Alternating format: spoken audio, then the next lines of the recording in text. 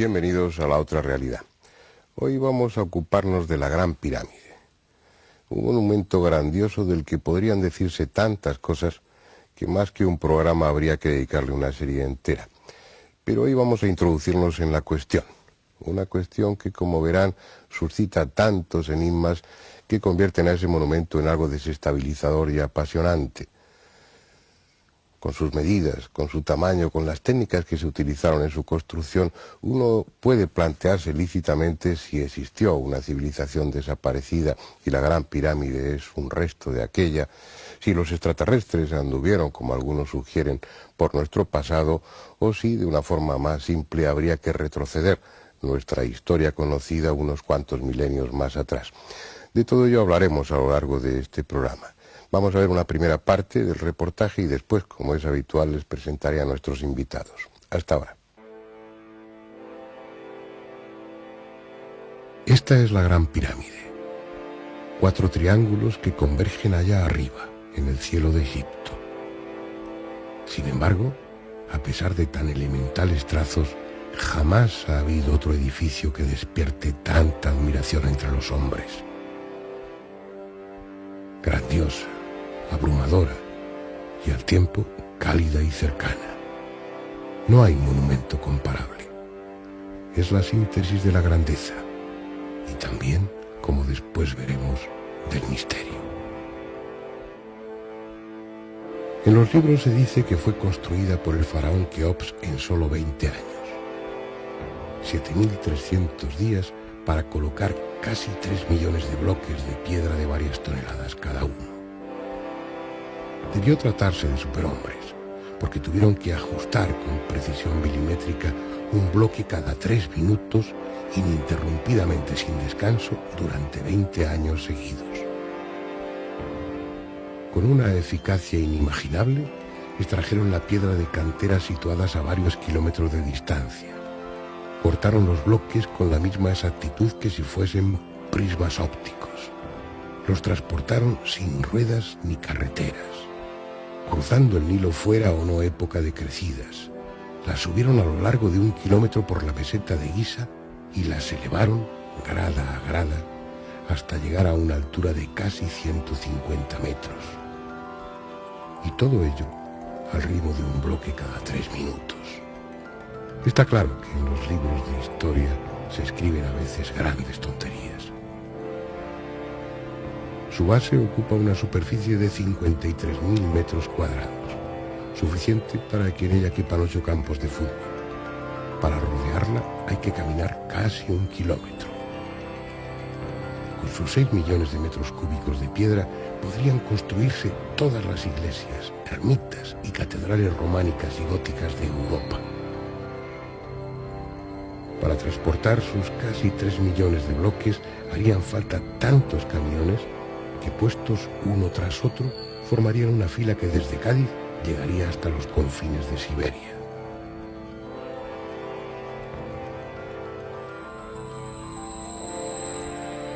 Con sus piedras se podría construir un muro que rodease toda la península ibérica. Todo ello es cierto.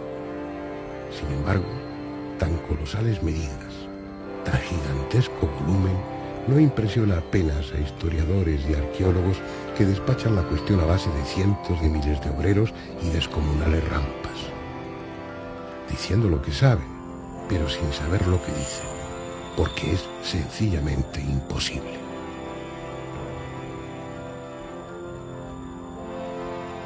Los arquitectos, que son quienes saben de edificios, no pueden explicar de qué técnicas se valieron para construir la pirámide. Los astrónomos son incapaces de imaginar de qué medios se sirvieron para orientarla con tal exactitud. Los topógrafos no alcanzan a entender cómo pudieron allanar esa parte de la meseta de Giza de manera que entre sus esquinas opuestas, que distan más de 325 metros entre sí, haya un error de nivelación de solo 1 centímetro. Los ingenieros palidecen al pensar qué tipo de grúas fueron utilizadas para colocar bloques de hasta 60 toneladas a decenas de metros de altura. Dicho de otra forma, de acuerdo a lo que sabemos de la historia antigua, Aunque esté ahí, la Gran Pirámide no existe. Pero dejemos por el momento la cuestión y vayamos a conocer su interior. Hoy los visitantes entran por el túnel situado a la altura de la quinta hilera de piedras. Es una excavación supuestamente abierta por orden del califa Al-Ma'mún en el siglo IX de nuestra era. Nosotros vamos a penetrar en el reino de las sombras por la puerta original. Está más arriba, a nivel de la hilera 15. Esta entrada, ahora desnuda e impresionante, con sus 4 bloques de descarga sobre ella, estaba cubierta por las losas de revestimiento y posiblemente por una puerta basculante cuya existencia solo conocían los sacerdotes de más elevado rango. Cruzando su umbral, entramos en un estrecho túnel que se hunde hacia las profundidades. No es posible caminar erguidos por él, solo mide 1,22 metros de altura por poco más de 1 metro de ancho. Pero además desciende con una pendiente de 26 grados. Más que andar, uno se deja caer a trompicones, sujetándose a las paredes para no rodar. Así a lo largo de 97 metros. Allá abajo el túnel se hace horizontal y aún más estrecho. Es preciso recorrerlo en postura humillante, a gatas. Solo mide 9,5 metros. Una vez atravesado, con el cuerpo dolorido y los pulmones apurando el poco oxígeno que hay en aquel aire viciado, llegamos a la más profunda de las cámaras de la Gran Pirámide, situada por debajo del nivel de la meseta de Giza. Es una sala siniestra y ominosa. Unos la llaman cámara inacabada, otros cámara del caos. Pero una observación detallada permite deducir que no está a medio construir, sino que intencionadamente se le dio este aire primitivo e imperfecto. Ya fuese para desmoralizar a los profanadores de tumbas o, como luego veremos, con fines rituales.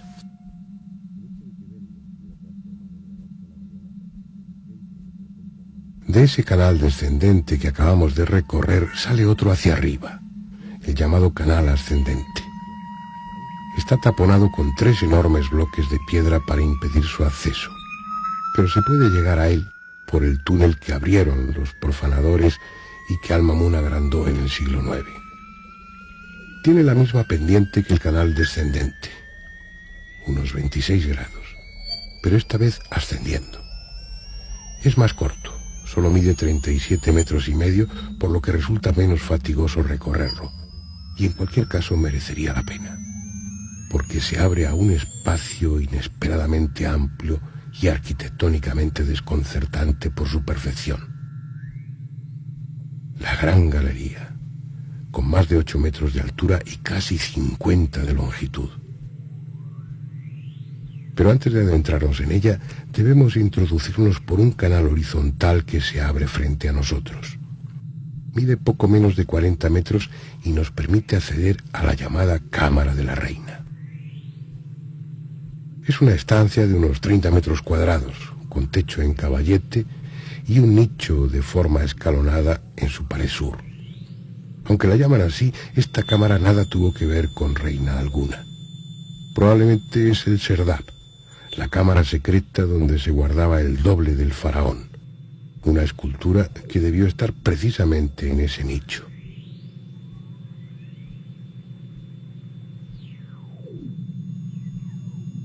Si desandamos el camino, volveremos a la Gran Galería, que sube con la misma pendiente que trae el canal ascendente.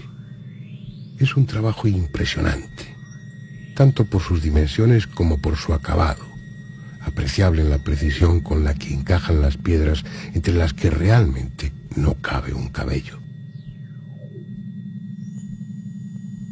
En el extremo superior de la galería se abre un corto pasadizo que da a la llamada Cámara de los Rastrillos, una angosta estancia que debió servir para alojar 3 losas verticales de piedra que impedían el acceso a otro pequeño túnel que desemboca en la Cámara del Rey, el auténtico corazón de la Gran Pirámide.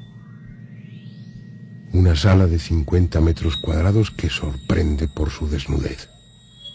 Allá arriba, 6 metros por encima del suelo, 9 enormes losas con un peso de 400 toneladas forman el techo.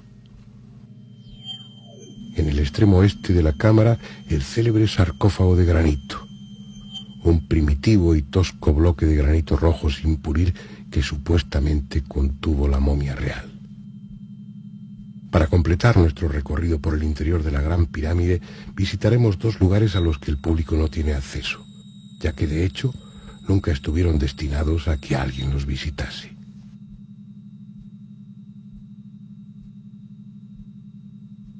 Al final de la gran galería, junto al techo, se abre un conducto largo y estrecho que desemboca en la primera cámara de descarga, por encima del techo de la cámara del rey. Es la inferior de 5 agobiantes estancias destinadas posiblemente a aliviar el peso que gravita sobre la cámara del sarcófago.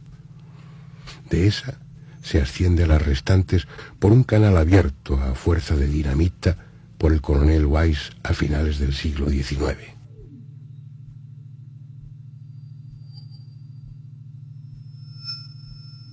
No es un recorrido grato para quien padezca de claustrofobia.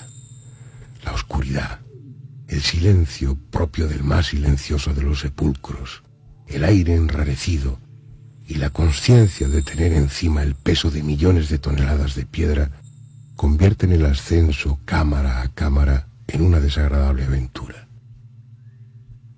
Un esfuerzo que además no permite el reposo, porque de forma incomprensible las baterías de los focos y las pilas de las linternas se descargan con inusitada rapidez, como si algo les succionara vorazmente su energía.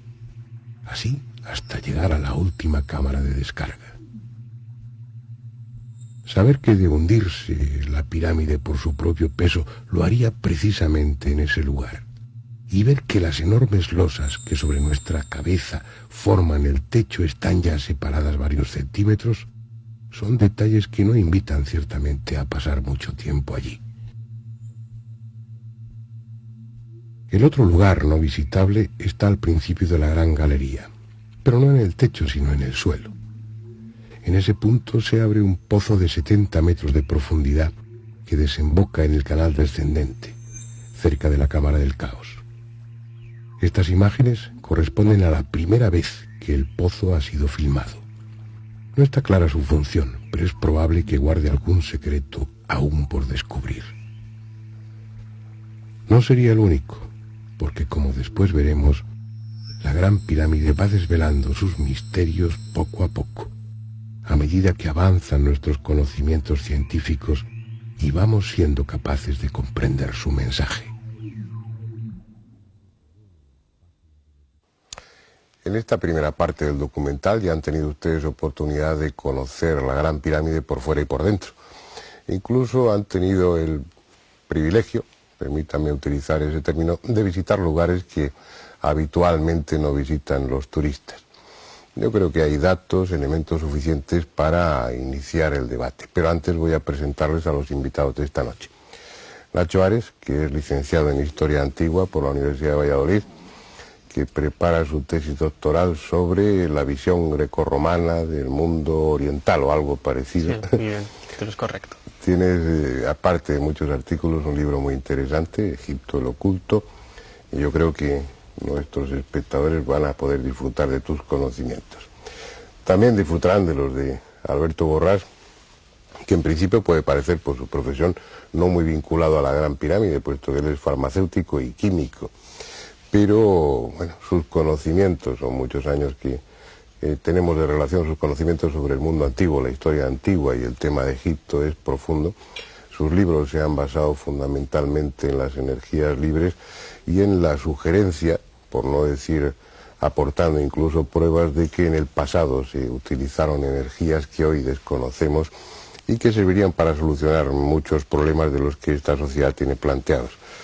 A mi derecha está Manuel Delgado, su profesión es realizador de televisión. Buenas noches. Buenas noches, pero hace unos años sintió la llamada de la Gran Pirámide. Es una de las personas que yo conozco más obsesionada por el tema, ¿no? Se ha convertido si no en el centro de tu vida, para eso está tu familia y tu profesión, pero después de ello es el tema más importante. Has estado en la Gran Pirámide, pues yo que sé, 30 veces, cuando menos, conoces el tema en profundidad, has tenido la oportunidad, como veíamos en el documental, de filmar por primera vez ese pozo que no se había filmado hasta ahora.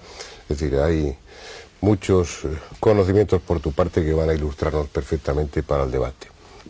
Y Andrés Aberasturi, que has estado en Egipto. No, yo no tengo pánico a volar.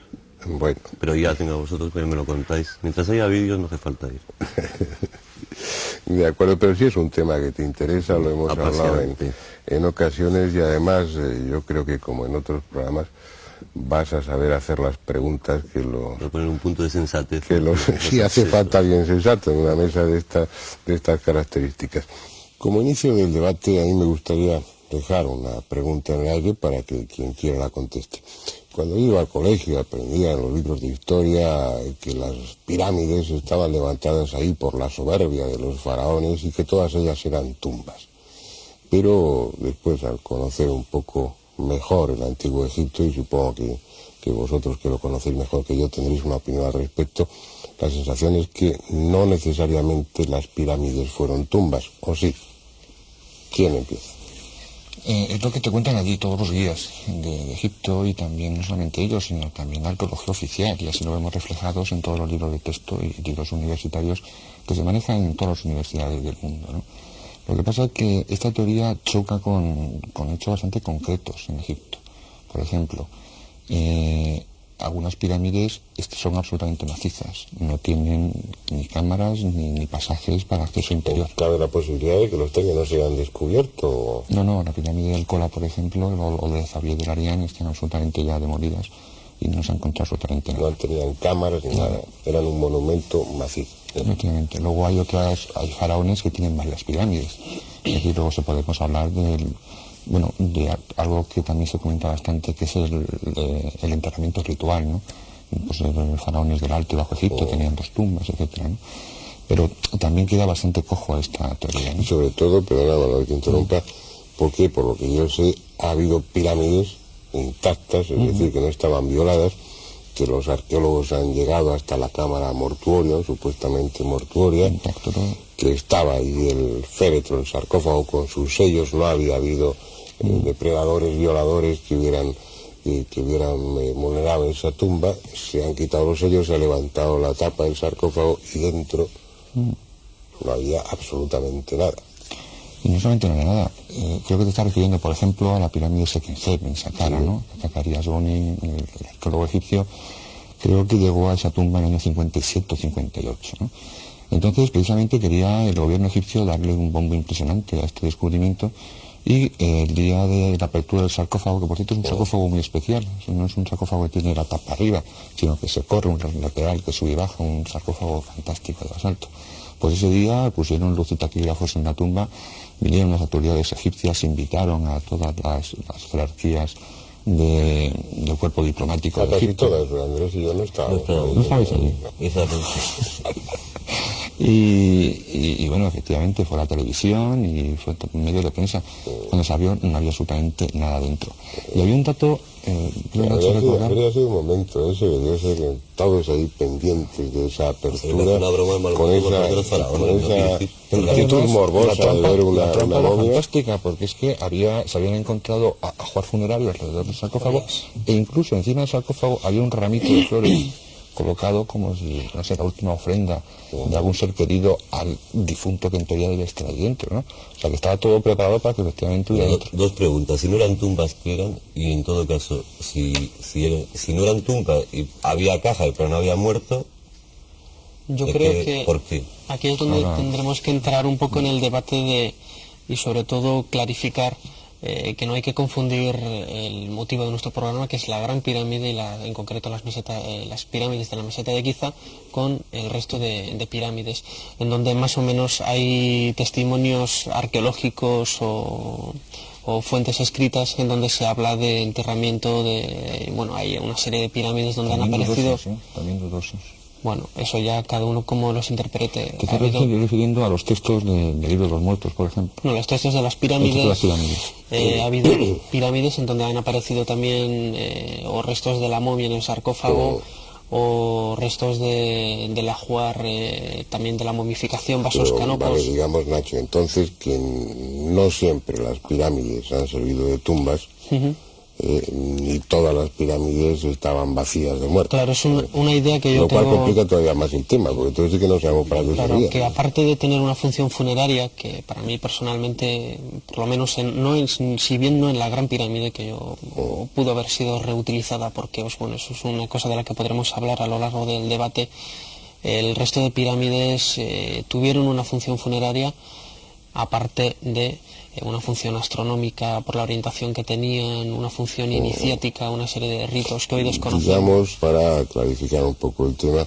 salvando las distancias, sería equiparable pues a esa misa que se hace corpore insepulto, me parece que se llama en el ritual católico, que hay un ataúd o un catafalco dentro de la iglesia, sin embargo no está el muerto dentro. Y estaríamos hablando de rituales en los que por un lado está el enterramiento físico del cadáver, de la momia, y por otro lado monumentos, en este caso pirámides, ligados a funciones religiosas que tienen que ver con la muerte del personaje, pero que no necesariamente obligan a que el muerto esté ahí, ¿no? Claro, y también un dato estadístico, aunque la estadística no sea muy fiel siempre a la realidad, tenemos que pensar que estamos hablando en Egipto de no más de 120 pirámides. Y tenemos que pensar también que en Egipto hay miles de hipogeos, miles de tumbas excavadas en la roca construidas, en donde se cuentan con los dedos de una mano las que han aparecido intactas. Entonces, si tenemos un repertorio de tantas tumbas, en donde tan pocas han sido descubiertas intactas, ¿qué podemos pensar de apenas 120 pirámides que son muchísimo más antiguas que las tumbas de las que estamos hablando? Bueno, dejémonos de pirámides en general y entremos en el motivo fundamental de este programa de hoy, que es la Gran Pirámide. Alberto, tú no has dicho absolutamente nada hasta ahora. ¿Por qué? Bueno, se ha hablado también muy ligeramente de rituales iniciáticos y por qué se hacían los rituales iniciáticos dentro de las pirámides cuando se podían hacer en cualquier templo, en cualquier lugar. Quizás porque la pirámide puede proporcionar ciertas vibraciones, ciertas energías o como infrasonidos o como otro tipo de vibración que facilite el que las personas que estén en este recinto entren más fácilmente en estados alterados de conciencia. Esto podría ser una razón de esta forma y hacer los ritos de estos dentro de la pirámide, ¿no?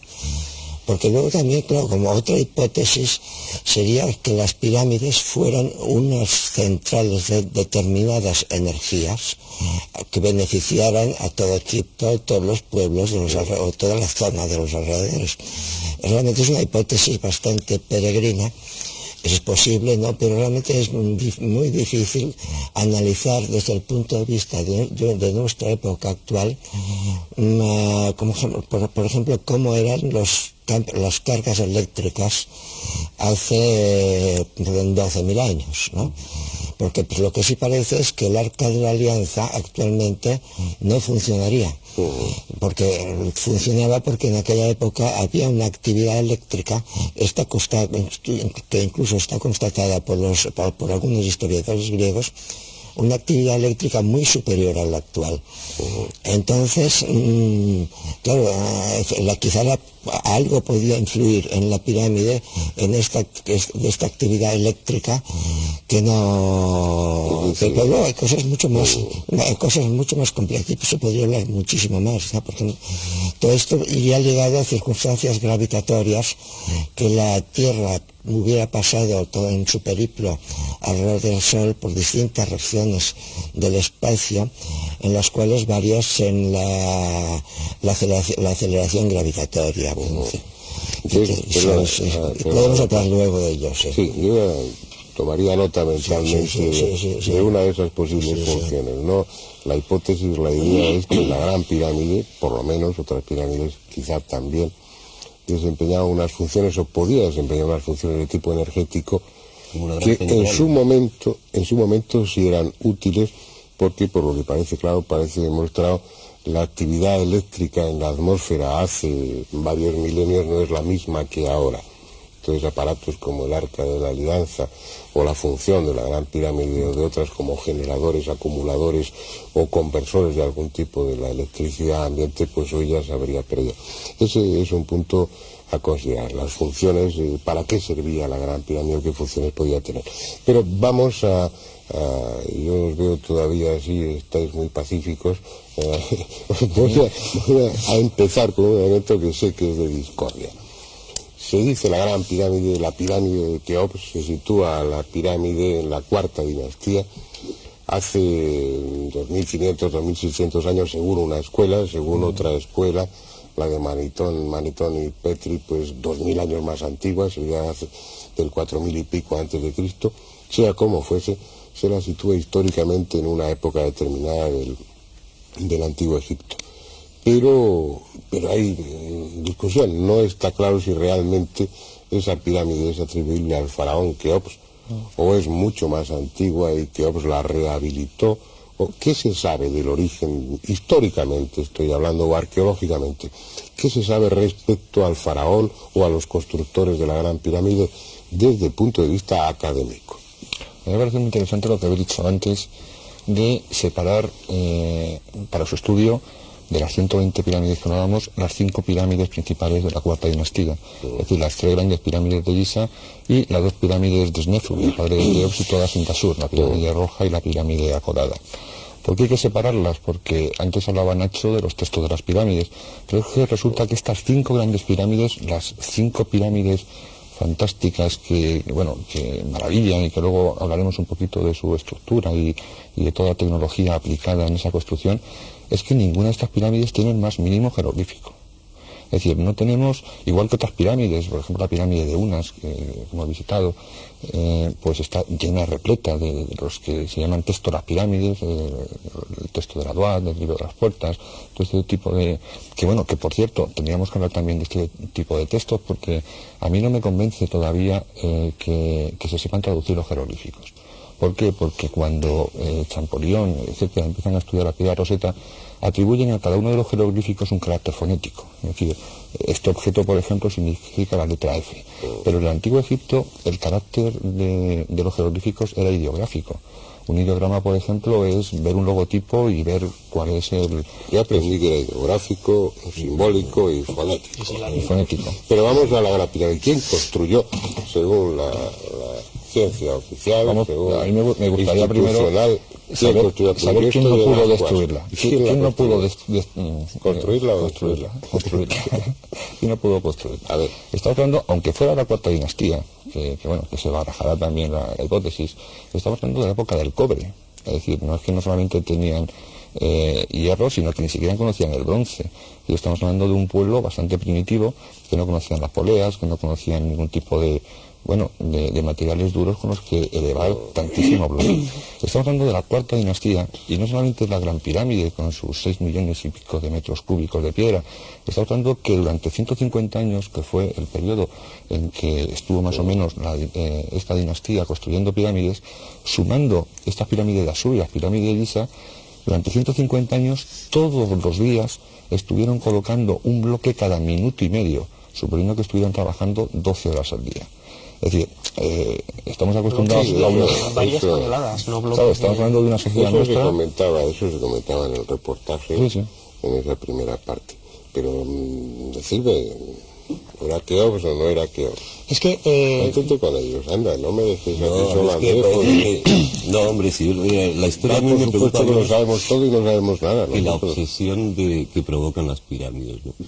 Eso es lo que más me llama la atención. Es decir, que Manuel haya ido 30 veces a las pirámides, como decíamos al principio. Dos veces a Egipto y en las pirámides, pues hay cientos. Y yo creo que os metéis en la teoría de las energías de Alberto, que son ganas de buscar explicaciones a lo que sencillamente no entendemos, ¿no? Y bueno, pues no se entiende cómo están las pirámides, no se sabe muy bien para qué servían, y entonces la solución es buscar energía, buscar extraterrestres, buscar pues respuestas a lo que no sabemos. Chicos, pues, yo qué sé, pues estarían allí para algo. Pero a alguien y ya está, pero indudablemente. Ya, pero ¿por qué plantearse tantísimos problemas? Sobre todo, ¿por qué se obsesiona? Es que hay un problema de base, yo creo. Partimos de la base de la Gran Pirámide y las pruebas arqueológicas de la técnica o la tecnología que tenían los egipcios en la cuarta dinastía hacia el 2500 a.C. para redondear, no cuadra ni de lejos con los requisitos mínimos para construir un monumento de estas características. Los arqueólogos ortodoxos hablan de que los egipcios eran muy pragmáticos, eran muy prácticos, muy útiles y tal.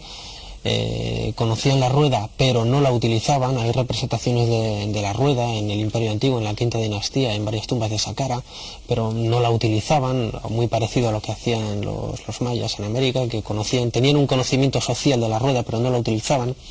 Y una serie de... La utilizaban en los juguetes, por ejemplo. Por ejemplo, que se han encontrado varios, sí. Pero todo esto no cuadra en absoluto con los métodos que tenían, sobre todo matemáticos. No se puede saber cómo se ha construido eso. Y no lo sabe nadie. No lo sabe nadie. Es Con la decir, tecnología moderna... Por lo que se está hablando aquí, un poco mi compromiso es ir centrando a favor del espectador, pero digo que hay una cosa, históricamente no habría ningún problema para situarla en la cuarta dinastía y que la construyó... Hay todos los problemas del mundo. No, pero digo, desde un punto de vista, no sé, formal o académico. Pero el problema viene cuando te pones a estudiar la Gran Pirámide, las pirámides de la cuarta dinastía, y en concreto la Gran Pirámide, y entonces cuando empiezas a ver que todo eso escapa al horizonte cultural que se le atribuye. Es decir, lo que tú estabas diciendo, si poseen nada más que el cobre, unos instrumentos de medida y unas cosas, como veremos en la segunda parte del documental, es absolutamente imposible que hayan construido la Gran Pirámide. Luego, si no han podido construirla en la cuarta dinastía, pues por eso estamos especulando, a ver, porque hay que buscarlo, está ahí, y se toca, y no se sabe. Hay un hecho bastante alguien la curioso. hizo.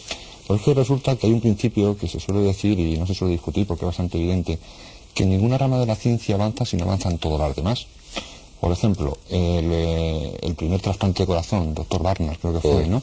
¿Por qué pudo hacer ese trasplante? Porque habían avanzado la química, la farmacología, por supuesto, la electrónica, la física, todo eso. ¿Por qué podemos mandar un cohete a la Luna? Pues porque no solamente avanza la aeronáutica, sino que avanza todo el sistema de comunicaciones, avanza la física.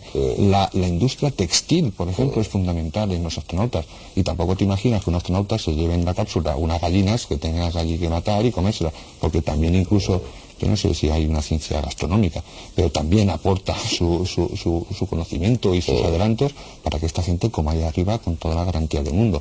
En cambio, en Egipto nos encontramos con una... Lo que no hay. Pero es un Egipto que, ya termino, existe lo máximo en ingeniería, lo máximo en arquitectura, pero luego falta todo el sistema de comunicaciones, todo el sistema de todo lo demás, todas las demás ciencias, lo cual es una isla anacrónica absolutamente, que lo decía antes Fernando en la presentación. Quizá tendremos que plantearnos si eso está colocado ahí, no fue construido por Keops y Keops fue un usurpador de ese monumento, que se centrará ahí pues como grandes dignatarios de todos los tiempos han centrar en la catedrales, única en explicación basílicas. sería que eso estuviera de antes, hecho por otras civilizaciones, o la solución de los extraterrestres. Por lo menos vamos a centrar el tema en que no lo pudieron Eso hacer. no lo pudieron hacer ellos. Pero es que el problema es que nosotros, con nuestra tecnología moderna, tampoco podríamos hacerlo. Nosotros en nuestra era espacial y en el máximo de ciencia que tenemos sería imposible. Y lo bueno que tiene Egipto es que no solamente vamos 4 por ahí diciendo cosas de Egipto, es que se están incorporando científicos de todas las ramas para el estudio de las pirámides, y se están incorporando biólogos y están sacando cosas impresionantes. Entonces claro, el problema de las pirámides no es que un arqueólogo, que es una profesión preciosa y que tiene todo, no sé, a mí me encantaría haber sido arqueólogo, como supongo que a muchos de los que estamos aquí, pero un arqueólogo no puede valorar cómo se meten 3 millones de bloques de piedra en 20 años, que fue el tiempo de duración de Keops, poniendo un bloque cada minuto. Y hacer una rampa que mide no sé cuántos, para eso no va un arqueólogo. En el templo de Komombo, por ejemplo, se encuentra un instrumental quirúrgico. El arqueólogo tiene que descubrir eso, pero luego tendrá que ser la medicina la que diga cuál es el grado de perfeccionamiento de la medicina en aquella época. Pues entonces, para construir la Gran Pirámide no tendrán que ser los arqueólogos los que digan cómo se hizo, sino tienen que ser los ingenieros y tienen que ser los arquitectos. Cuando preguntas a un arquitecto cómo se puede construir o cómo él construiría la Gran Pirámide, pues prefiere hacer lo que tú has dicho en el documental. Dice, no, prefiero hacer una valla que rodee toda la península ibérica de 6 metros de altura. Porque es que hay que tener en cuenta que si estamos hablando de una pluma, efectivamente hoy en día hay plumas que pueden levantar un peso cercano al eje principal de 15 toneladas, pero si la Gran Pirámide mide 230 metros, la pluma que tiene que estar aquí para elevar un bloque de 60 toneladas en el centro tiene que tener un brazo de 115 metros como mínimo. El peso al final de esa palanca es un peso que las pirámides empieza con la maldición, ¿no? De las pirámides, y a partir de ahí ya todo son especulaciones, todo son no explicaciones de lo que es. Y surge el tema de las energías, del poder de las pirámides, de las mediciones. Esto es mucho más antiguo que toda la época de Táctiles, los descubrimientos estos que se hicieron, la tumba de Tutankamón y todo esto, ¿no? Porque estamos hablando de Tutankamón, que fue el que en teoría, históricamente, el que abrió el túnel y consiguió llegar al interior de la pirámide, lo picó él y no descubrió ningún cadáver dentro, que eso también tenemos que poco verlo. Estamos hablando que en el siglo IX, que fue aquel hecho, ya Al-Mamun iba buscando una especie de saber oculto en la Gran Pirámide, que como decía Nacho antes, era un saber que se iba transmitiendo oralmente generación tras generación y que atribuía a la Gran Pirámide unos conocimientos incluidos en sus proporciones, incluidos en sus medidas, relacionados con la astronomía. Ya en la época antigua ya se tenía la sensación, o el conocimiento, o el recuerdo, o la tradición de que la Gran Pirámide era mucho más que un monumento arquitectónico. Se hablaba incluso en esas leyendas árabes de cosas muy curiosas, de cámaras secretas en las que había hierro que no se oxidaba, se aludía al acero, que había vidrio que se podía doblar sin quebrarse, se estaba aludiendo al plástico, y algún otro tipo de cosas que eran desconocidas incluso en la época en la que esas leyendas empezaron a circular, o por lo menos quedaron escritas y publicadas. Pero bueno, me quedan pocos minutos para esta primera parte, pero sí me gustaría que, por situarnos, los espectadores y yo, pues Keops realmente existió, de eso no hay ninguna duda. Pero ¿qué se sabe? ¿Hay algo en la personalidad o en el reinado de Keops que haga pensar que fue un faraón especial y que sí pudo tener conocimientos para construir esa maravilla? Lo digo esto antes de tener que recurrir a otras hipótesis más desestabilizadoras. ¿Qué se sabe de Yo creo que todo lo contrario. La figura de Keops la conocemos a través de diferentes listas de reyes, a través de 3 esculturas que se conservan de él, una perfectamente atribuible y las otras 2 dudosas, y una serie de relieves que fueron reutilizados por un faraón posterior en el Imperio Medio hacia el 2000 a.C. en un complejo de pirámides al sur de la meseta de Giza, en el List. Y absolutamente no sabemos prácticamente nada más de este faraón. Yo he leído cosas muy curiosas en esa mastaba del Imperio Medio, de una princesa Meritotes, donde decían que había sido amante de Keops, de Kefren y Micerino. Sí, pues fíjate, Keops gobernó 50 años más o menos, Kefren otros 50, y Micerino me parece fueron 6. Debía ser una mujer con muchos atractivos para que a los 100 y pico años todavía fuera deseable. Esta anécdota la cuento porque tampoco en la época egipcia del Egipto antiguo da la impresión de que sabían mucho de Keops, ¿no? No se sabía prácticamente nada. Incluso la estela del inventario, una estela que apareció muy cerquita de la Esfinge, en la meseta de Giza, junto a la Gran Pirámide, también habla de una forma ambigua de la figura de Keops. En la primera parte del texto da a entender que la Gran Pirámide ya estaba construida ahí cuando Keops reinó, y seguidamente sigues traduciendo y ves que el texto le atribuye la Gran Pirámide, vamos, incluso... Habla de la Gran Pirámide como templo de Isis. Como templo de Isis. Y dice que cuando llegaban los grandes dignatarios de otros países a visitarle, les llevaba a ver el templo de sus antepasados. Es una estela que bueno, está en el Museo del Cairo. Yo todavía no la he encontrado, Nacho, tú me parece que tampoco la has encontrado, pero hay referencias en algunos libros sobre esa estela. Y entonces, bueno, ya tenemos una base como para pensar que Keops ya decía que estaba construida, y lo que fue usurparla, ¿no? Lo que pasa es que hay un dato bastante curioso. Si tú comparas las pirámides de la tercera dinastía con las pirámides de la quinta dinastía, no tienen nada que ver. Son muy parecidas.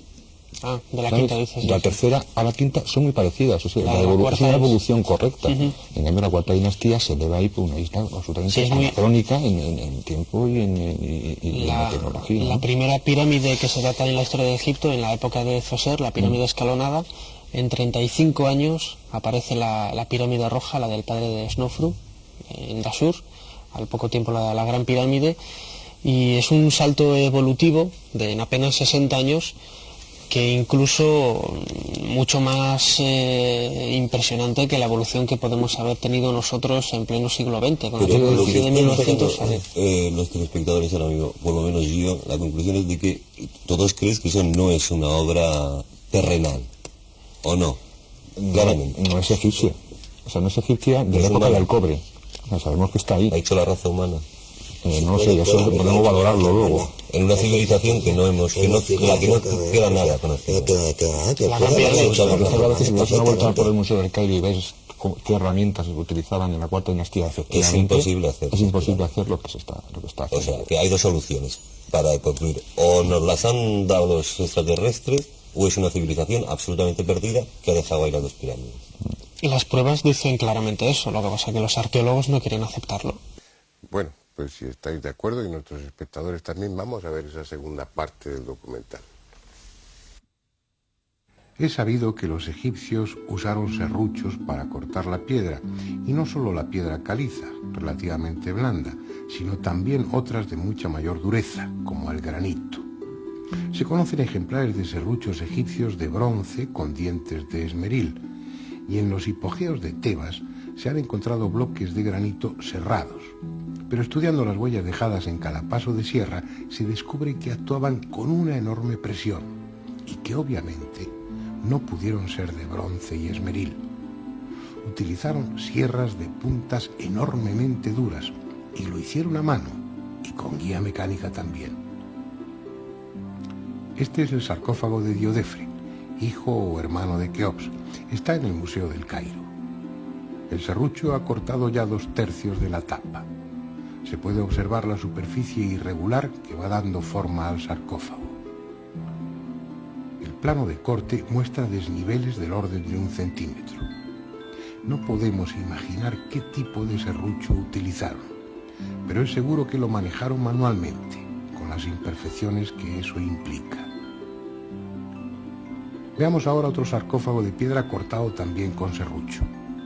Se trata del que se encuentra en la cámara del rey de la Gran Pirámide. Es una obra maestra de serruchado, puesto que, aunque no ha recibido el pulido posterior, puede considerarse una pieza terminada por la regularidad de los cortes, ya que los desniveles de las superficies serradas son del orden de 1 milímetro. Esta es una cantera situada en Cerceda, en la madrileña Sierra de Guadarrama. Utiliza la tecnología más moderna para el corte de piedras. Su máquina más perfecta para serrar piedras de granito cuenta con una hoja circular de 2 metros de diámetro, con numerosos dientes de vidia, carburo de tungsteno. En cada vuelta la hoja desciende 4 centésimas de milímetro, pero no se puede ejercer más presión porque las puntas de la sierra se abrasarían. 4 centésimas de milímetro en cada paso de sierra, y eso gracias a sus puntas de vidia, que tienen una dureza 11. Pues bien, ¿puede alguien explicar qué tipo de sierra y qué clase de material usaban en el antiguo Egipto? Porque en cada paso de sierra avanzaban casi 2,5 milímetros, 60 veces más que nuestras modernas sierras. No poseemos ningún material natural o artificial que soporte ese tipo de presiones. Y no es algo excepcional en aquella cultura, lo hacían también con taladros cilíndricos. Taladros que dejaban un tarugo central de hasta 15 centímetros de diámetro. En los taladros modernos, el cilindro es de acero con puntas de vidia. La presión a la que trabajan debe regularse cuidadosamente mediante control manométrico. Los taladros con punta de diamante trabajan con una presión de 50 kilogramos y a poca velocidad para no quemarse. Los de punta de vidia solo soportan una presión de 30 kilogramos, pero tienen la ventaja de su mayor velocidad. en uno u otro caso, los taladros modernos avanzan 4 centésimas de milímetro en cada giro. Los trépanos egipcios avanzaban 50 veces más, 2 milímetros en cada giro. De acuerdo con esos datos escrupulosamente rigurosos, aquellas gentes utilizaban taladros que soportaban presiones de 2000 kilogramos y que tenían puntas 50 veces más duras que el diamante. Y conste que ya sabemos que material de esa dureza no existe ni en este ni en ningún otro planeta del sistema solar, pero están ahí los agujeros producidos por los trépanos y hay que admitirlo así. Es una técnica que después perdieron. Por ejemplo, en la primera dinastía sabían trabajar el pórfido con esa técnica, pero después se les olvidó. Y estamos hablando de hace 5.000 años, según la Escuela de Berrín, o 7.600, según Manetón, con el que están de acuerdo Petri y otros arqueólogos. En cualquier caso, esa consecución técnica no es nada comparable con la que realizaron aquí, en la Gran Pirámide, al cubrirla con losas de revestimiento. Solo quedan unos pocos de esos bloques, pero fueron 27.000 que cubrían las 4 caras de la pirámide. Ese recubrimiento, esas 27.000 losas, constituyen la proeza más alta que haya alcanzado jamás el hombre desde un punto de vista técnico.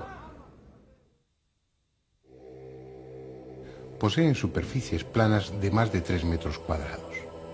Sus aristas, de casi 2 metros, muestran un paralelismo entre sí con un error de 5 centésimas de milímetro, de tal forma que al colocarse juntas la cara de una y de otra quedan en íntimo contacto. No hay en esos bloques huellas de arrastre ni puntos para enganchar grúas o cuerdas.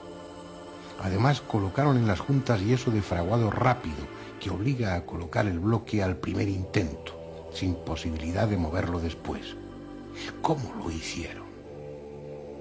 En las canteras actuales, una campana de vacío succionando sobre una superficie pulida permite levantar piedras de hasta 2 toneladas.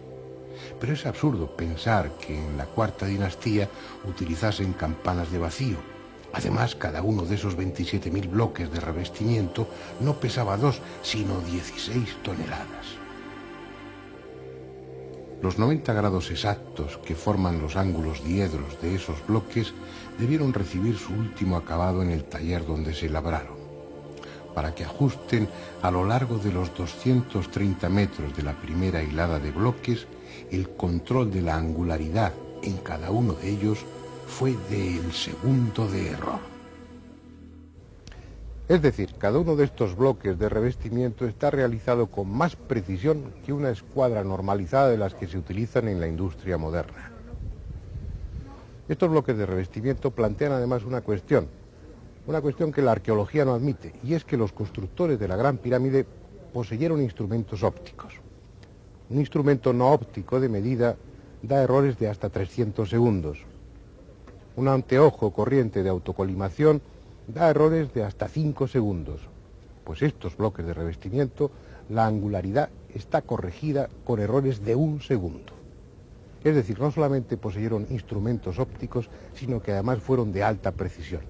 Para que se hagan una idea, el tallado y pulimento de cada uno de estos bloques es una tarea comparable a la de pulido de la lente mayor del telescopio de Monte Palomar. Y eso lo hicieron 27.000 veces, porque 27.000 eran los bloques de revestimiento, y hace 5.000 años o 7.600, de eso no estamos seguros. Sin embargo, no es la única prueba de que poseyeron una tecnología avanzada. La existencia de grandes conocimientos geodésicos y de los instrumentos precisos es inevitable para orientar la Gran Pirámide en la forma que lo hicieron. La arqueología cuenta con datos como este: representaciones en las que se ve al rey y otros personajes con una maza, estacas y la cuerda de arpentar, determinando la orientación de un templo. En los manuscritos e inscripciones tampoco se encuentra la menor muestra de conocimiento geodésico. Por tanto, es comprensible que los arqueólogos digan que la exacta orientación geodésica de las pirámides solo podrá atribuirse a la casualidad. El hecho es que, respecto al norte, la Gran Pirámide está orientada con un error de 5 minutos y 31 segundos de arco. Y al decir error, debe entenderse que nuestras modernas normas de precisión dan por buenas medidas con errores mucho mayores. Es más, esos 5 minutos y 31 segundos de error serían hoy mismo una proeza geodésica. Tengan en cuenta que esos 5 minutos y 31 segundos de error equivalen al ancho de una moneda contemplada desde 1 kilómetro de distancia. Lo que ya escapa a cualquier posibilidad de que el azar fuera la causa de esa exactitud es que la otra gran pirámide, la de Kefren, tiene exactamente la misma orientación, también con 5 minutos y 31 segundos de desviación respecto al norte. La única conclusión posible es que si así lo hubieran querido, la habrían orientado con un error de 0 grados, 0 minutos y 0 segundos. Si juzgamos los conocimientos matemáticos de los egipcios a través de los textos que nos dejaron, la conclusión es lamentable. No pasaron del primer curso de enseñanza primaria. Sin embargo, sus piedras, sus construcciones indican todo lo contrario, al menos en el caso de la Gran Pirámide. Por ejemplo, en la Cámara del Rey, que es un rectángulo, la pared norte mide 10 metros y 4.797 diezmilésimas de metro. La opuesta, la pared sur, mide 10 metros y 4.782 diezmilésimas de metro. Es decir, el error de medida es del orden de 1/10 de milímetro por metro. El mismo error que hoy se acepta para los prismas ópticos. Pero veamos si esa precisión se mantiene en superficies mucho mayores, por ejemplo en la base de la Gran Pirámide. Este esquema representa la base de la Gran Pirámide, en el que se incluyen las longitudes de los lados y el valor de los ángulos. Cada lado mide algo más de 230 metros, concretamente 230 metros con 363 milímetros como promedio, casi 1 kilómetro de perímetro, lo que da una superficie de 53.067 metros cuadrados para la base de la pirámide, aproximadamente la de 8 campos de fútbol. Recordemos ahora que según las evidencias arqueológicas, los antiguos egipcios no utilizaron hasta la dinastía 18 la plomada y la mira de observación. Pero seamos generosos y concedamos a los egipcios de la cuarta dinastía plomadas y miras de observación como esta que están viendo. ¿Qué precisión podían permitir aparatos de esa clase? Es difícil calcularlo, pero si tenemos en cuenta que instrumentos mucho más modernos, como el astrolabio, la ballestilla o las escuadras de pínulas y de espejos, dan errores de 30 a 20 minutos, habremos de convenir en que el merjet egipcio, que es el instrumento que acabamos de ver, daría errores como mínimo de 30 minutos. Pues bien, volvamos al plano de la base de la pirámide. En un cuadrado de más de 53.000 metros cuadrados de superficie, el ángulo noroeste mide 89 grados, 59 minutos, 58 segundos. Es decir, por 2 segundos de error no es un ángulo recto perfecto.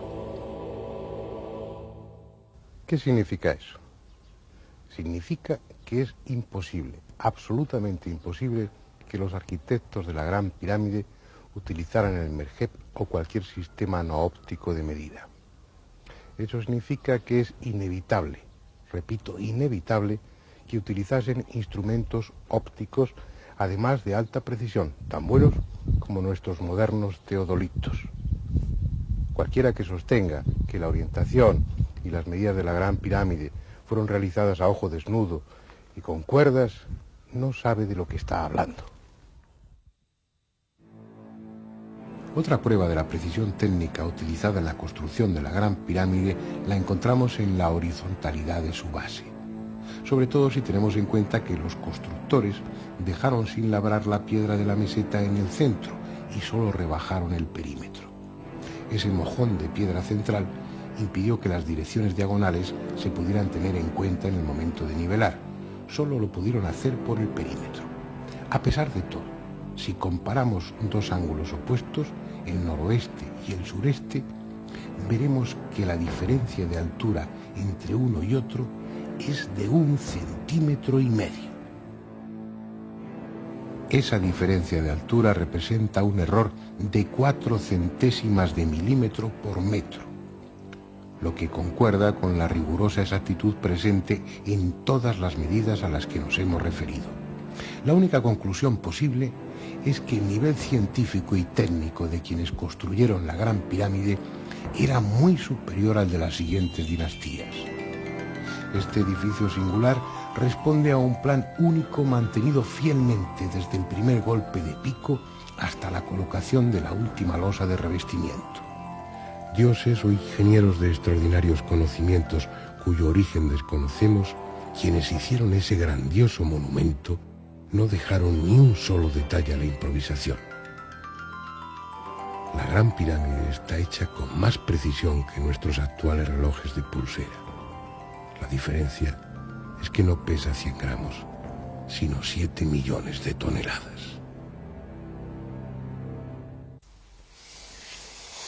Ahora sí que hay datos suficientes para discutir un ratito, ¿no? Yo creo que está claro que la Gran Pirámide es esa obra imposible, por lo menos desde el punto de vista histórico, arqueológico y demás. Y eso que en este reportaje, por razón de tiempo, se han expuesto solo unos cuantos aspectos desconcertantes de ese monumento. Bueno, vamos a ver, ¿cómo se pudo hacer? ¿Cómo se movieron esas piedras? ¿Cómo se orientó de esa manera? Cómo hay medidas ahí registradas sin ninguna duda y medidas que tienen un carácter matemático y astronómico que... A mí me enseñaron que había miles de esclavos y que era la arena, que se llenaba de arena, se levantaba la piedra, la arena caía y se iba levantando piedra a piedra. Y un bloque por minuto. Colocado. Yo te digo lo que a mí me enseñaron en el colegio. Sí, ¿verdad? Que sea verdad o mentira, eso es lo que me dijeron. Eso es lo que viene en todos los libros de texto, ¿no? Lo que pasa es que hay problemas, porque es que existe en la pirámide algo que la hace ser completamente distinta a todas las demás, y es el íntimo contacto que tienen muchísimos de sus bloques, ¿no? Como si quisieran haber intentado dar al monumento un carácter de absoluto hermetismo por cuestiones que se querían hacer dentro. Un ejemplo, en tu cuarto de baño, el alicatado siempre después de que la lechada. Hay que hacer una lechada, ¿por qué? Porque en piezas pequeñitas, de 15 por 20 o algo así, siempre se queda 1 milímetro, 1,5 milímetros, 2 milímetros incluso entre una pieza y otra, ¿no? Entonces, no sé, si el soldador te está cobrando 5.000 metros cuadrados, si tú le dices, por ejemplo, sí, pero es que yo quiero que me queden en íntimo contacto. Para eso usted va a necesitar 3 veces más de tiempo y también muchas de las piezas va a tener que limarlas para que cuadren entre sí. Entonces, en vez de cobrarte 5, te va a cobrar 20 o 25 y va a durar muchísimo más tiempo. Ese problema también debió tenerlo el arquitecto de la Gran Pirámide, porque si era una tumba lo que querían hacer, ¿para qué ese sobreesfuerzo de tecnología y de tiempo, y supongo que económico también, para dotar este monumento con ese problema tan interesante de no poder meter un pelo? Cabe una posibilidad, que es que en contra de lo que nosotros imaginamos hoy no les costara ningún trabajo. Cabe la posibilidad de que su técnica fuera de tal categoría, de tal nivel, pero no en la época de que Keops. Ese cortado y ese ajuste de las piedras en la Gran Pirámide, pues no representaron gran problema. Yo he hablado en muchas ocasiones de la locura de la piedra de nuestros antepasados. Cogían un bloque de 600 toneladas, lo tallaban, lo pulían, lo trasladaban, y a lo mejor la función que tenía era simplemente servir de cimiento o de basamento. Es absurdo, es disparatado. Lo normal es cortar esa pieza de 600 toneladas pues en 12 de 50 toneladas, que se habría trabajado más fácil.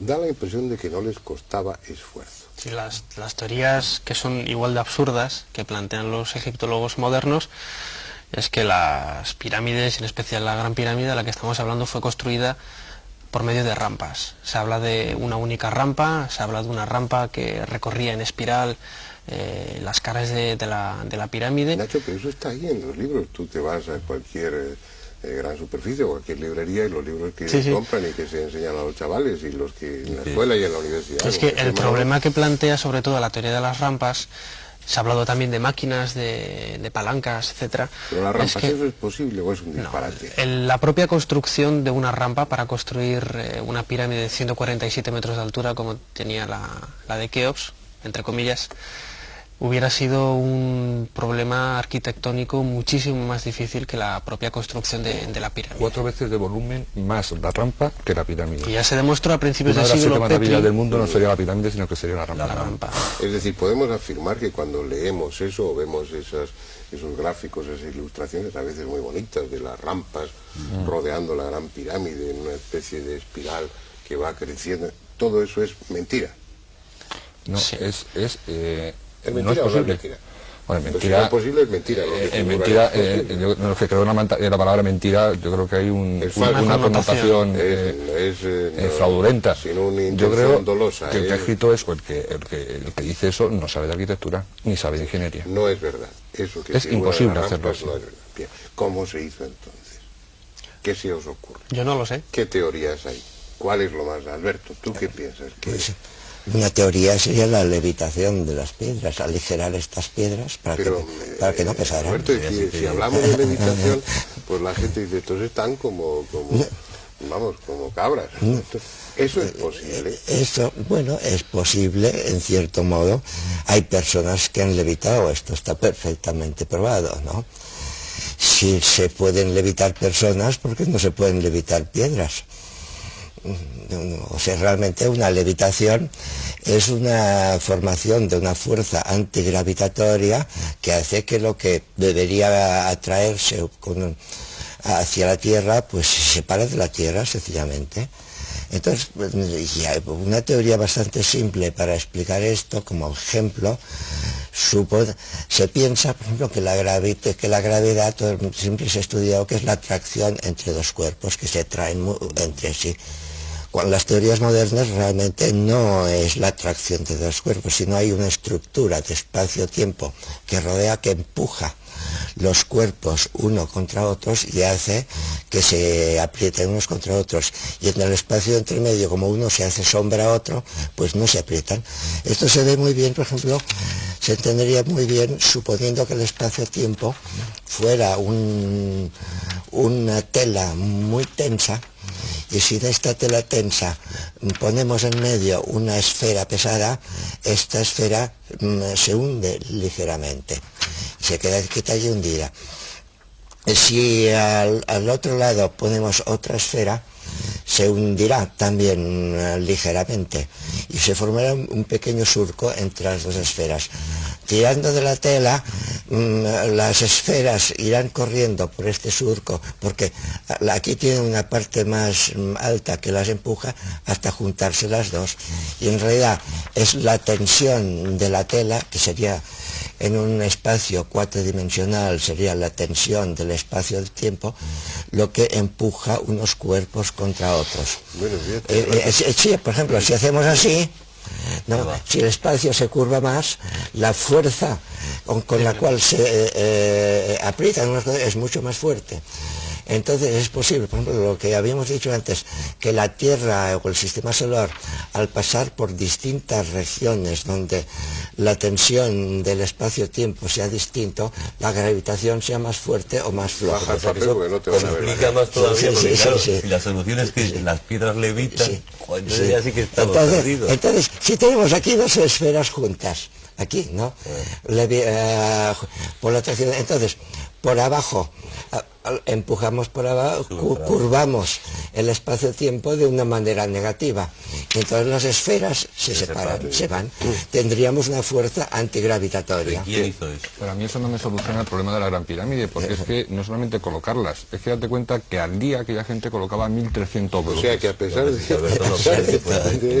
a pesar de estar planteando algo que posiblemente para Sí, es una nuestros técnica que explicaría descendientes dentro de los unos monolíticos. cuantos siglos hayan descubierto una especie de interruptor que permite el acceder a esa cuarta dimensión, a esa dimensión espacio-temporal en la que poder solucionar el problema de la gravedad. Pero aún así, eso, que para nosotros es pura ciencia ficción en este momento, ni siquiera eso explicaría. No, porque solucionaría el suficientemente último problema, pero no todos los anteriores. Es decir, aquella gente al día tenía que coger 1.300 bloques, cortarlos de la cantera, transportarlos, ¿cuántos kilómetros hay de Mocatán o de Tura hasta allí? 15, No lo sé, 20 sí, kilómetros, 20 kilómetros. transportarlos, cruzar el Nilo, sin importarle de que hubiera crecidas o no hubiera crecidas. Si subirlos lo de la gravitación 100 kilómetros desde el Nilo hasta arriba. O sea, que ya lo último... Que no hubieran sido 20 años, que hubieran sido 200 años. No sabemos cuándo. El tema de las medidas, la coincidencia y la orientación. Que hubiera cientos de levitadores, solo podría ser, ¿no? Es que también no solamente es el problema de tallar los bloques, que bueno, se puede hacer trasladar por levitación, ablandar la piedra, lo que sea. Luego el problema realmente es colocarlos con la precisión en la que están colocados.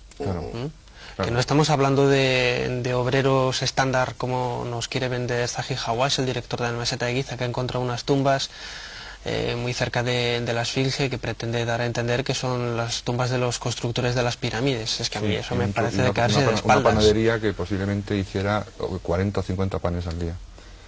Y con eso se alimentaban los 300.000 esclavos que comía muy poco. Queda muy bien. Bajos y cebolla. Va dando la impresión de que en efecto responde a una técnica que no tenía. La tecnología de las Gran Pirámide, no podemos separar, por ejemplo, la tecnología de Egipto de otras posibles tecnologías que hubiera en otros países como la India, ¿no? Si en la India ya está casi realmente bastante probado que pudo haber, por ejemplo, aeronaves hace 10 o 12.000 años, ¿no? Porque los textos que se han descubierto son descripciones exactísimas, minuciosísimas, ¿no? Incluso del pilotaje de naves, de cómo funciona, de las maniobras que hay que hacer, de los peligros, de la comida de los pilotos, de los trajes de los pilotos, tácticas de combate, todo, y en libros escritos un libro, Vimanika Shastra, que precisamente significa tratado de aeronáutica, y es un libro escrito hace 5 o 6.000 años, del cual ahora hay copias, y que se descubrió este manuscrito a principios de este siglo, en un sánscrito antiguo difícil de traducir. Entonces, si había esta tecnología en la India, pero si había esta tecnología, no podía estar una tecnología de este tipo solo en la India, tenía que estar en el resto del mundo. Alberto, lo que pasa es que el problema está en que mientras hacían esas cosas técnicamente maravillosas, pues a los 15 años no había... era un asco la sanidad, no utilizaban la rueda, ni siquiera el torno, llevaban unas sandalias pues hechas muy rústicamente, es decir, vivía poco menos, no en el Neolítico, pues ya estaba en la edad de los metales, pero ni siquiera en la edad del bronce todavía. Mira, vamos, para desconcertarnos más y desconcertar aún más a los espectadores, vamos a ver un pequeño vídeo muy breve donde se puede apreciar rotundamente que la Gran Pirámide está colocada, además, toda esa enorme masa, de la forma precisa para señalar momentos astronómicamente fundamentales. Lo que hay detrás, la técnica que hay detrás para colocar la Gran Pirámide justo en esa posición y no en otra, es algo que tampoco entendemos. Pero vamos a ver ese pequeño inserto que es muy breve. En septiembre de 1935 tuvo lugar un descubrimiento que demostraba cómo la Gran Pirámide respondía a un plan definido y único desde que fue trazada sobre el tablero de dibujo. Yapetri, el sagaz mensurador de la Gran Pirámide, había observado que la cara sur de la construcción no era lisa, sino que estaba constituida por dos planos que formaban entre sí un ángulo de 27 minutos de arco.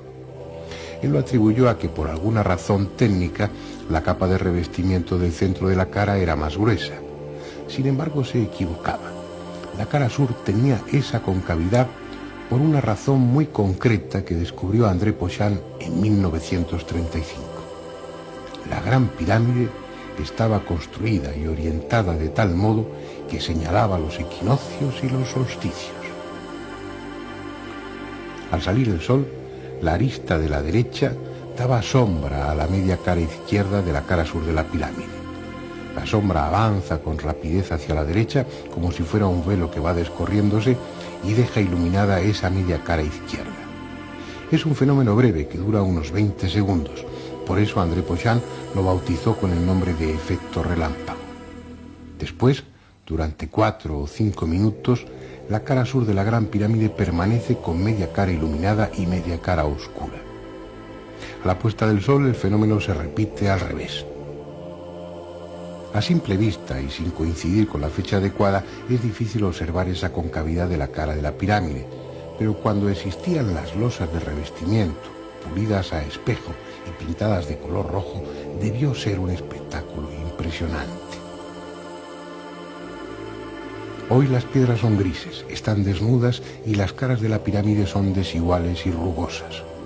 Solo la distancia puede permitir la ilusión de que son lisas. Sin embargo, André Pochán consiguió fotografiar ese efecto el 21 de marzo, fecha del equinoccio de 1934, al atardecer. En esta secuencia se ve cómo la parte izquierda de la cara sur termina por quedar en sombra, en tanto que la mitad derecha permanece iluminada. En esta otra fotografía de la misma época, tomada exactamente a las 6 de la tarde desde un avión de la Royal Air Force, puede verse aún más claramente el efecto. En primer término, la pirámide de Kefren, con su pared sur lisa, y en segundo término la gran pirámide, con su cara sur mitad en sombra y mitad iluminada. Después, Pochán pudo comprobar que la cara norte también estaba dispuesta de la misma forma y el efecto luminoso era igualmente visible. De hecho, esa concavidad está en todas las caras, y aunque apenas perceptible a ojo desnudo y fuera de los equinoccios y solsticios, la gran pirámide no tiene 4 caras, sino 8. Esa concavidad explica también una peculiaridad de la gran pirámide que hasta ahora no estaba justificada. Si se fijan, la entrada de la pirámide no está centrada, no coincide con el apotema de la cara norte. Está a unos 17 metros de altura y teóricamente debiera coincidir con el eje de la pirámide. Sin embargo, está 7 metros y 29 centímetros desplazada hacia el este. El argumento empleado por la mayoría de los autores es que ese desplazamiento no tenía otro objeto que desorientar a los posibles saqueadores. Pero si tenemos en cuenta que la pirámide estaba cubierta de bloques de revestimiento que ocultaban la existencia de entrada alguna, sobraba tal precaución. Pochán sugiere que, dada la concavidad de la cara, si la entrada coincidiera con el ángulo que forman las dos medias caras, las filtraciones en épocas de lluvias acabarían por inundar el canal descendente y la cámara del caos, puesto que el agua tendería lógicamente a discurrir por el centro de la cara como si fuera un canalón. ¿Por qué ese esfuerzo? ¿Por qué no haber hecho las caras de la pirámide lisas sin más? Realmente es interesante. No, pero esa sería una sola de las funciones de la gran pirámide, el señalar con precisión los equinoccios, ¿no? Que también es otra obsesión de los pueblos antiguos, el marcar, determinar los equinoccios a veces con obras gigantescas, colosales. Pero bueno, estamos acabando el tiempo de este debate y lo que ha quedado por aquí es que los antiguos hindúes pues fabricaban aeronaves, que bueno, que lo de levitar piedras pues aplicando las hipótesis más de vanguardia, pues bueno, a lo mejor encontramos una técnica en el futuro. La conclusión es que lo de las rampas es un puro disparate arquitectónico y demás, que la panadería esa que han descubierto pues malamente podía alimentar a esa gente, a esos constructores. Es decir, estamos con un monumento que está fuera de su tiempo, con un monumento que no pudo construirse durante la Cuarta Dinastía. Te estás preguntando para qué, y quizás las preguntas, o otras preguntas tan interesantes como esa, serían cuándo y por quién. Claro. Lo cual nos podría dar también bastante... Claro, no, es que es la conclusión. Si no es la Cuarta Dinastía, si no es en el Imperio Antiguo, pues más moderna no es, porque está ahí, por lo menos en esa época, tiene que ser más antigua. Tendríamos que hablar de alguien en una época que ignoramos, con una técnica que desconocemos. ¿Quién? Y también estamos olvidando quizá una cosa, estamos basándonos un poco en la Gran Pirámide como un monumento aislado, cuando los últimos estudios que se están realizando ahora allí en la meseta de Giza indican que toda la construcción de la meseta de Giza, es decir, las 9 pirámides que existen, las 3 grandes, más las 6 satélites, incluso la Esfinge, y el templo de la Esfinge corresponde a un plan establecido de toda la meseta de Giza.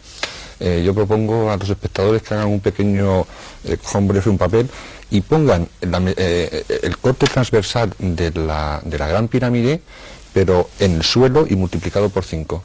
En el vértice de arriba, en la meseta de Giza, estaría la Gran Pirámide, y en el vértice inferior izquierdo estaría la pirámide de Micerinos exactamente colocada. Es decir, que ese plan, esa estrategia, no estaba limitada a la Gran Pirámide, sino a todo ese el conjunto de la meseta de Giza. Ceremonial, o llámalo como quieras, hoy conjunto arqueológico de la meseta. Y no solamente de superficie, me estoy refiriendo quizá también a un subsuelo todavía por descubrir y que nos puede guardar muchas sorpresas. Me queda muy poco tiempo. A ver, venga, formular algunas hipótesis, por disparatadas que sean. ¿Quién pudo hacer eso? Nacho. Se ha hablado a lo largo del debate de extraterrestres. ¿Tú qué piensas? Yo creo, mi opinión personal es que la Gran Pirámide está totalmente desligada de la cultura egipcia, que es algo que se encontraron los egipcios allí, algo que fue reutilizado quizás por Keops. No hemos mencionado quizás otra de las pruebas que se le atribuye para dar la autoría de esta pirámide a Keops, que es el cartucho que fue descubierto en la última cámara de descarga por Howard Weiss. Volveremos a ello luego después. Que para mí es una falsificación. Y bueno, qué duda cabe que la Gran Pirámide tiene pruebas suficientes para ser catalogada aparte del resto de construcciones del antiguo Egipto. De acuerdo, en eso estamos todos de acuerdo.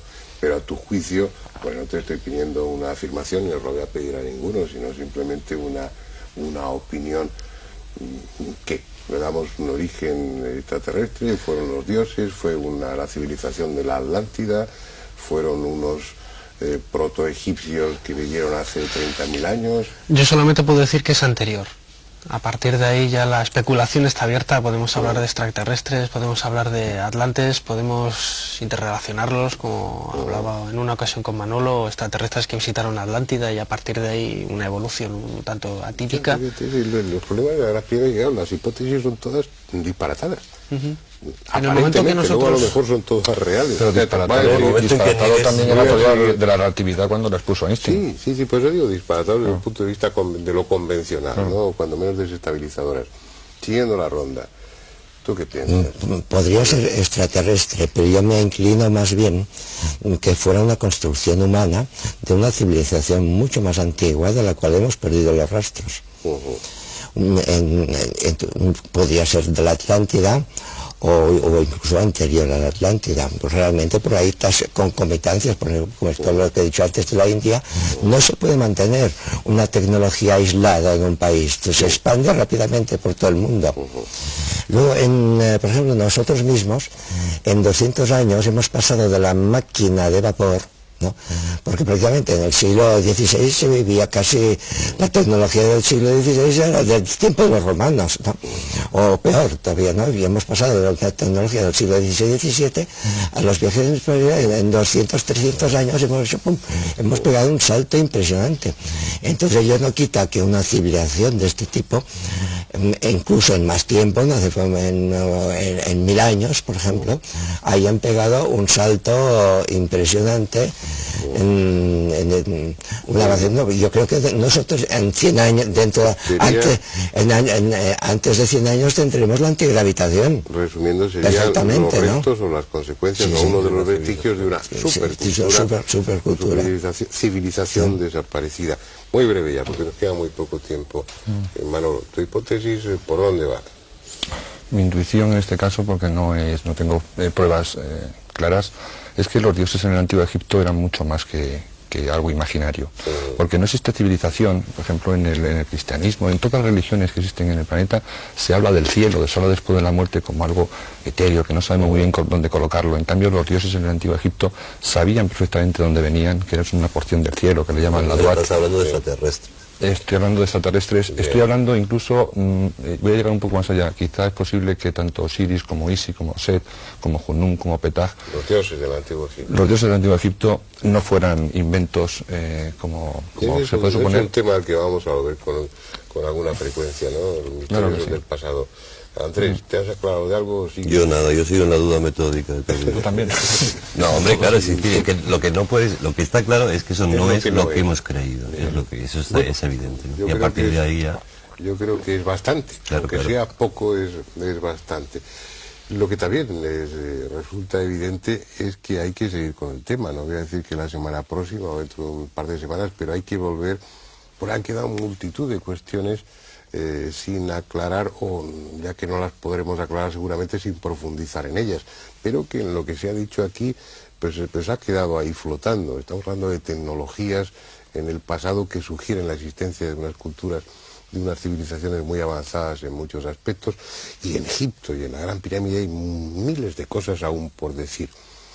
En la Gran Pirámide es la muestra más llamativa, pero no es la única. Hay técnicas ahí, en el documental también se han sugerido, que hacen aconsejable que bueno, en un futuro no muy lejano volvamos al tema y hablemos de la tecnología en el pasado, de la tecnología egipcia, y veamos cómo, a pesar de que lo que aprendimos en la escuela era muy sencillo, muy lineal, el pasado es, como siempre, mucho más complejo, a veces extraordinariamente complejo, y una fuente constante de enigmas. Hasta la semana próxima.